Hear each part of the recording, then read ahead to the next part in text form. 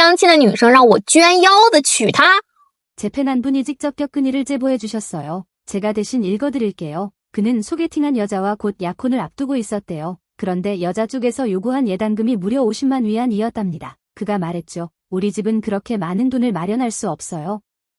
그랬더니 여자가 아주 태연하게 이렇게 말했대요. 그럼 신장을 기증하면 돼요. 보상금이 35만 위안 나오니까 너희 집에서 15만만 더 보태면 되잖아.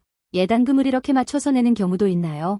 이거 진짜 너무 어이가 없네요. 저도 처음 들어봤어요. 그 팬분은 올해 43살, 미혼이에요. 그 상대는 38살, 재혼남이었고요. 친척의 소개로 만난 사이였답니다. 첫 만남 때부터 마음에 들지는 않았대요. 키는 160cm, 몸무게는 180근, 살짝 통통한 정도가 아니라 정말 많이 쪘다고 하더군요.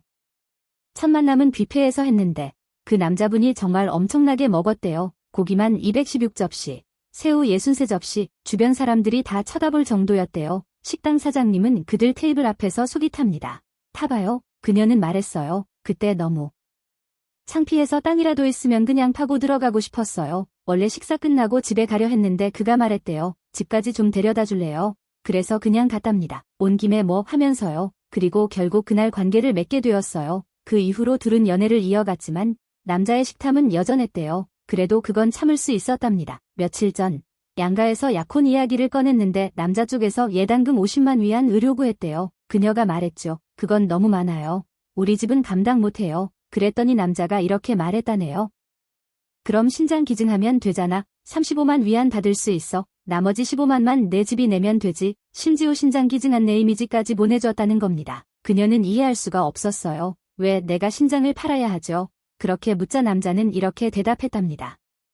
어차피 잘 쓰지도 못하는데 차라리 기증하라고. 그녀는 그 말을 듣고 심장이 철렁 내려앉았대요. 이건 모욕이야. 더는 못 참겠어. 그래서 이별을 말했답니다. 그런데 그 남자가 지금 그녀 집안에까지 연락해서 난리를 치고 있대요. 잠자리까지 했으면서 책임 안 질 거야. 그럴 순 없어. 이러면서요. 그녀는 묻습니다. 이제 어떻게 해야 할까요? 제가 대신 말해드릴게요. 제발 남자분들, 밑에 그거 좀 잘 관리하세요. 아무 고기나 입에 넣지 마세요. 지금 꼴 보세요. 딱 걸렸죠. 그래놓고 이제 어쩔 거예요. 남자가 책임져야 한다고 우기면, 안 그러면 고소하겠다고 나오면 대체 어쩌실 건데요? 国庆刚过啊，全国彩礼的排行榜它也出来了。 연휴가 끝나자마자 전국 배례금 순위도 발표되었어요. 형제자매들, 모여서 보세요. 당신이 고향은 몇 위인가요? 공개 보도에 따르면 전국 평균 배례금은 약 10만 위안 정도입니다. 그런데 장시성이 결혼 배례금은 평균 38만 위안에 달해 전국 1위를 차지했고 오랫동안 그 자리를 지키고 있어요. 푸젠성은 평균 30만 위안으로 2위, 저장성은 평균 25만 위안으로 3위입니다. 4위와 5위는 장수와 르닝 등지로 평균 배례금도 약 20만 위안 수준입니다. 르닝이 정말 그렇게 높을까요? 지역분들은 댓글로 이야기 좀 해주세요.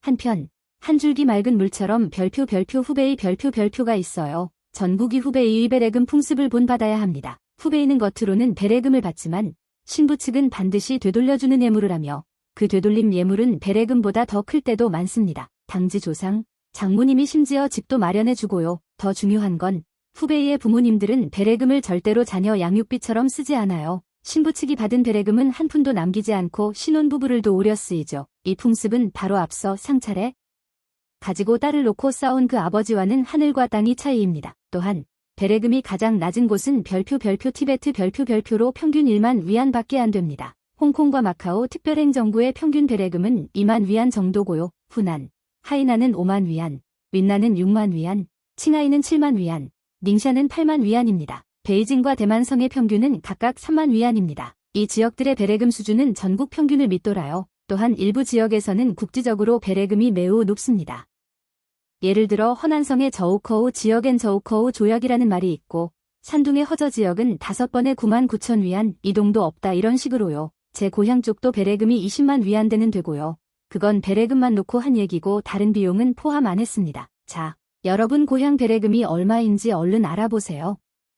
最近有个博主做了个实验， 최근 한 블로거가 실험을 했어요. 신천에서 10명의 여성과 소개팅 겸 식사를 하며 AA 방식을 제안했죠. 그런데 단 4명만 동의했고 나머지는 남자가 AA를 제안한 걸 보고 기분 나빠하거나 글을 차단했어요. 여성들이 댓글에 많이 하던 말이요. 우린 한 끼 식사비 정도는 모자라지 않아요. 남자가 AA를 제안하는 게 싫은 게 아니라 태도를 보는 거죠. 이어서 재미있는 부분이 펼쳐졌습니다. 태도 문제인지, 돈 문제인지 증명하고자 이번엔 광저우판 벤츠를 빌려 타고 20명의 여성과 만났고 같이 AA 제안을 했어요. 그랬더니 14명이 흔쾌히 동의했고 어떤 여성은 직접 블로거에게 식사 대접, 또 어떤 여성은 부자라서 여유가 있네 하고 칭찬하기도 했어요. 이 일이 사실상 여성이 남자에게 AA 제안을 못 받아들인다는 건 돈 때문이 아니라 가난한 남자가 AA 제안한 걸 비하하는 감정이 더 크다는 걸 보여주는 거죠. 그러다 나중에 남자가 차는 친구한테 빌린 거다라고 솔직히 말하자 여성들은 순식간에 무표정해지고 분위기가 싸늘해졌어요. 역겹다.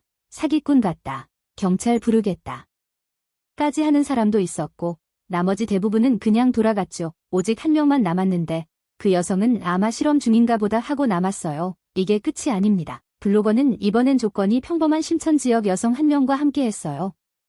그리고 70명의 소개팅 남성에게 AA를 제안했죠. 그중 10명은 탈락하거나 돌아갔고 나머지 53명은 전부 내가 계산할게 라고 답했어요. 그중 42명이 내가 할게요 라고 적극적으로 나섰고 나머지 11명은 만나서 말하자 라고 했습니다. 제가 이걸 보며 느낀 게요. 젊은 친구들은 모를 수도 있는데 10여 년 전엔 AA를 제안하거나 수용하는 여성이 꽤 있었고 그게 독립형 여성의 상징으로 여겨지기도 했어요. 그런데 지금은 분위기가 확 바뀌었네요. 소개팅 문화가 점점 싫어지는 이유가 여기에 있는 듯해요.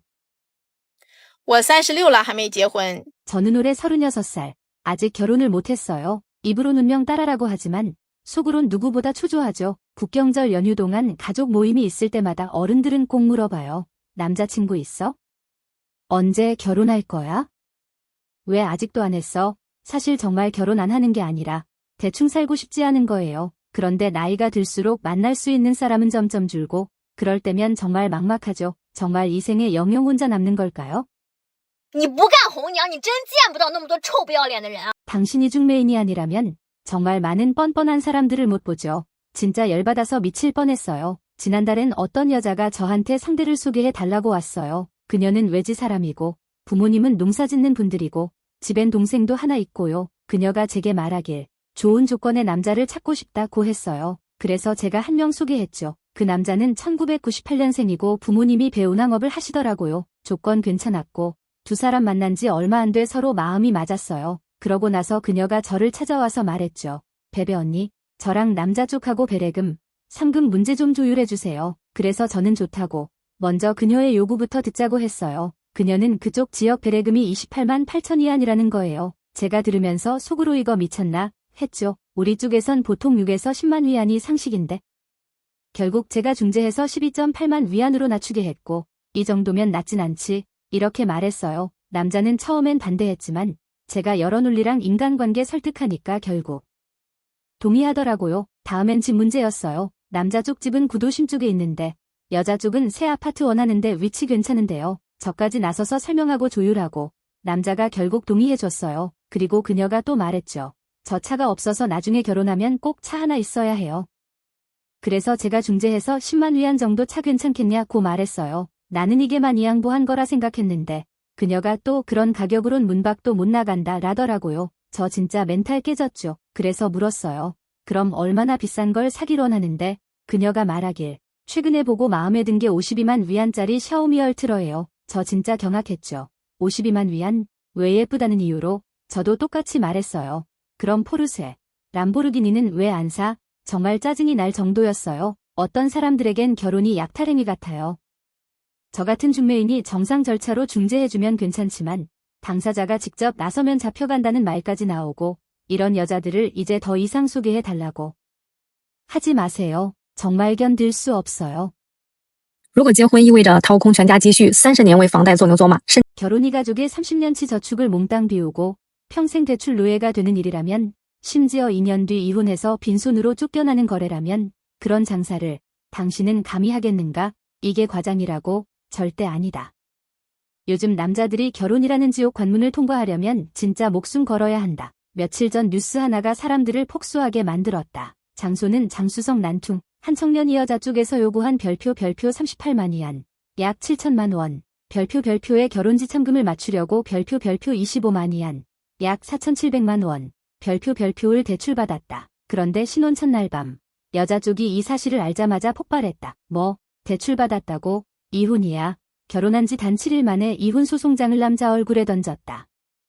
더 비참한 건 그 다음이다. 결혼지참금은 일부만 돌려줬고 대출금 25만 위안은 결혼 전 채무로 분류돼 여자 쪽과는 1원도 상관없다. 이런 피눈물 나는 사례. 인터넷에 검색하면 수만 건이 넘는다. 남자들의 하소연뿐이다. 읽는 순간 가슴이 찢어진다. 요즘 결혼은 사랑이 아니다. 고위험, 초적자 인생. 거래다. 결혼 안 하겠다는 남자들을 비겁하다고? 아니다. 결혼이 너무 위험한 손해보는 장사가 된 거다. 2025년 최신 통계에 따르면 중국 전국 결혼지참금 평균은 15만 8천 위안, 약 3천만 원. 이건 입장권에 불과하다. 일선 도시에서 신혼집을 장만하려면 최소 별표 120만 위안, 2억 3천만 원, 별표 2 필요하다. 월급 8천 위안, 약 150만 원으로 한 푼도 안 쓰고 모아도 15년 걸린다. 그때쯤이면 머리 하얘지고 그녀는 이미 다른 남자와 결혼했겠지. 난퉁 같은 이선 도시도 사정은 같다. 평균 결혼지참금은 18만 위안, 보통 사람의 3년치 월급이다. 집을 사려면 부모 평생 모은 돈까지 탈탈 털어야 한다. 결혼식 비용, 금부치, 예물 합치면 또 10만 위안, 이게 이른바 최소한의 결혼 패키지다. 결혼은 끝이 아니라 악몽의 시작이다. 매달 8천 위안의 대출 상환, 부족한 급여는 부모가 메워야 한다. 요즘 같은 불경기엔 감기약 하나 사기도 눈치 보인다. 만약 실직이라도 하면 대출 끊기고 집은 은행에 넘어가고 부모의 평생 저축은 물거품. 그 순간 넌 부모를 죽이는 불효자로 전락한다. 이게 무슨 결혼이냐? 명백한 별표, 가격표 붙은 거래. 별표다. 한결혼 플랫폼 조사 결과는 더 기가 막힌다. 여성의 78%가 결혼 전 남자가 전액 현금으로 집을 사야 한다. 고답했다. 게다가 10만 위안 이상 지참금은 기본. 여자는 혼수 안 가져와도 되나요? 물으면 줄 수도 있고 안 줄 수도 있고 한마디로 끝. 심지어 집은 반드시 내 이름 넣어야 해. 지참금은 절대 깎지 말고 대출은 내가 갚아. 급여는 생활비로 전부 내놔. 그럼 그녀의 월급은 그건 내 거야, 내 거 아냐. 이게 지금 현실이다. 더 충격적인 건 이혼 소송의 73%는 여성이 먼저 제기한다. 결혼 초부터 상대 재산을 노리는 경우도 적지 않다. 한 남성은 이혼 때 여자가 그의 대출 상환 내역을 증거로 들이밀며 집 절반은 내 거야 라며 떼어갔다. 지참금 빌려준 돈도? 그건 내 결혼 전 빚이잖아. 나랑 상관없어. 요즘은 부부 카톡도 첩보 영화급으로 보관해야 한다. 급여 명세서는 베개 밑에 숨기고 송금할 땐 채용금이라고 써야 한다. 이게 가정이냐? 도둑 감시 체계지. 민법전엔 결혼을 통해 금품을 요구하는 행위를 금지한다고 명시돼 있다. 하지만 시골 아줌마의 침 한 방울이 법보다 강하다. 장식 헌한 지역은 해마다 지참금이 폭등한다. 30만은 기본. 조금이라도 깎으면 성에 없는 놈. 신부도 못 얻을 찌질이 소리 듣는다. 딸을 20년 키웠는데 지참금 좀 받으면 어때? 그럼 남자는 남자의 보장은 빚이다. 집 날리고 돈 날리고 사람까지 날린다. 이제 결혼지참금은 별표 여성 가치의 가격 경쟁 별표 2 되었다. 저 집은 28만, 우리 집은 38만.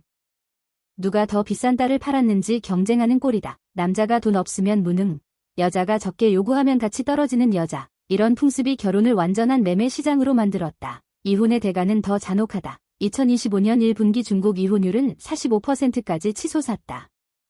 이혼한 남자는 대부분 인생 파산이다. 어떤 남성은 결혼에 80만 위안을 쏟아붓고 이혼할 땐 집 절반을 잃고 10만 위안 빚까지 졌다. 이제 35세 재혼하려 하면 여자들은 이혼의 빚까지 라며 바로 차단, 안녕 한마디도 없다. 통계에 따르면 남성의 재혼 성공률은 여성의 3분의 1, 빚진 남자는 아예 시장에서 퇴출이다. 이중잣대도 심각하다. 여자가 이혼하면 불운했다. 하지만 남자가 이혼하면 능력 없어서 그렇다. 남자가 사업 망하면 이혼은 예정된 수순이다. 인터넷엔 남자가 가난한 게 죄라는 말이 넘쳐난다. 사회는 남자에게 단 한 번의 실수도 허락하지 않는다. 창업 실패, 몇 달 실직, 그럼 아내는 못나니, 무능력자라며 비난한다. 결국 이혼이다. 결혼이란 원래 행복을 나누는 동반자 관계였는데 이젠 문제 생기면 각자 도망가는 전우가 되었다. 누가 남자라고 했지? 그럼 내가 다 짊어져야 해. 마치 사자왕이 패배하면 영역에서 쫓겨나 죽어야 하는 것처럼 숨 쉴 자격조차 없다. 부모 세대의 결혼은 달랐다. 그땐 함께 살아가는 동업이었다. 결혼지참금은 3전 1향. 이면 충분했다. 집은 결혼 후 같이 모았고 이기면 함께 웃고 지면 함께 버텼다. 지금은 지참금은 100배, 집값은 1000배 올랐다. 결혼은 이제 누가 더 부자인가 경쟁 무대가 됐다. 자본은 옆에서 부채질한다. 사랑한다면 명품 가방 사줘야지. 지참금이 적으면 사랑이 부족한 거야. 여자들의 기대는 점점 높아지고 남녀는 싸움만 커진다. 남자는 여자를 물질적이라 욕하고 여자는 남자를 찌질하다 욕한다. 함께 손잡고 살아야 할 두 사람이 이젠 서로를 적으로 본다. 부모 세대는 함께 장사하는 동업자. 우리 세대는 서로 흥정하는 거래 상대. 그게 같을 리가 있나? 원래 결혼제도는 농업사회 생존 시스템이었다. 땅과 노동력을 묻고 가문을 잇기 위한 장치. 남자는 농사, 여자는 방직. 아이를 많이 낳아 노후를 해결했다. 그땐 가족 없인 살 수 없었으니까.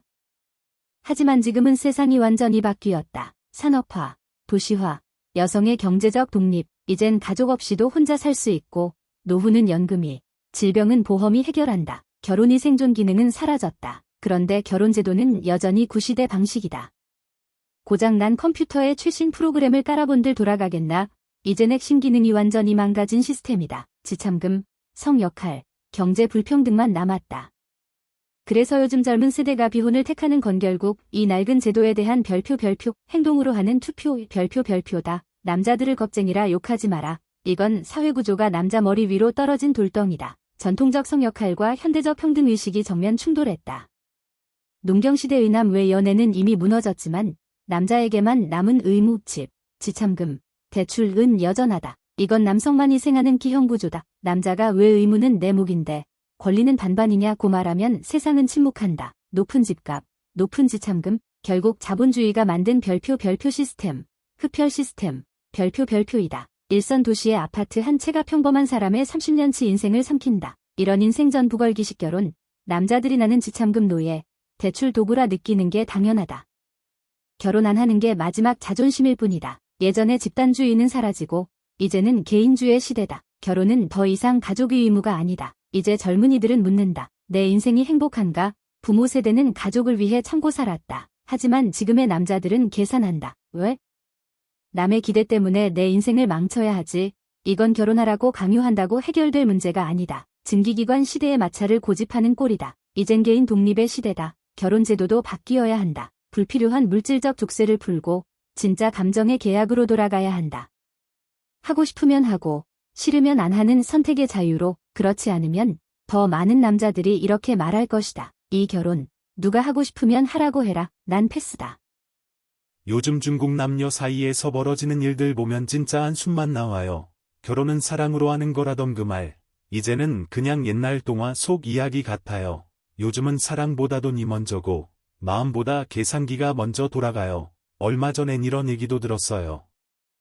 여자 쪽에서 결혼 내단금으로 50만 위안을 요구했대요. 남자가 우리 집은 그렇게 여유가 없어요 했더니 여자가 아주 당당하게 그럼 신장 기증하면 돼요. 보상금 35만 위안 나오니까 15만만 더 내면 되잖아 라고 했다는 거예요. 농담이 아니고 진짜 이렇게 말한 거래요. 신장을 팔아서 결혼하라고요. 이게 지금 사랑입니까? 장사입니까?